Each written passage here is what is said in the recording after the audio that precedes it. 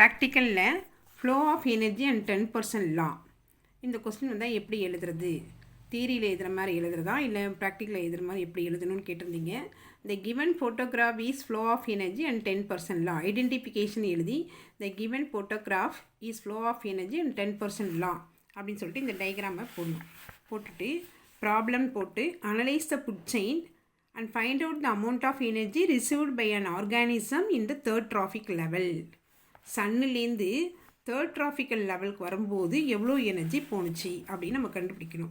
Cross வந்து 30,000 joule எனர்ஜியே கிடச்சிது. சன்னிலேருந்து புல்லுக்கு கிடைக்குது, அது ஃபோட்டோசிந்தசிஸ் மூலமாக. அது T1 ப்ரொடியூசர், அடுத்தது primary consumer, secondary consumer, tertiary consumer. அப்போ ஃபஸ்ட்டு வந்து 30,000 ஜூல்ஸ் வருது T1ல். அப்புறம் T2ல் என்னாச்சு, T3ல் என்னாச்சுன்னு கேட்காங்க.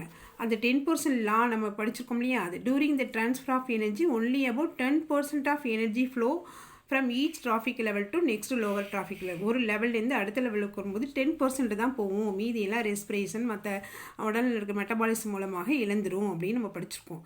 So 10% of energy T1 get transfer to T2.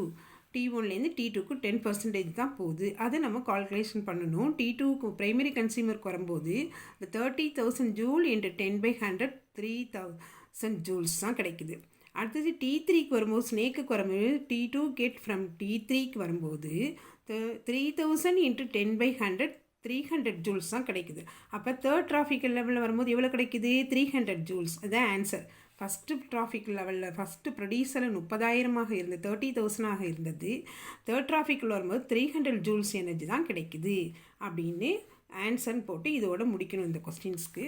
இந்த கொஸ்டின் இந்த மாதிரி தான் எழுதணும் ப்ராக்டிக்கலில். Okay, thank you.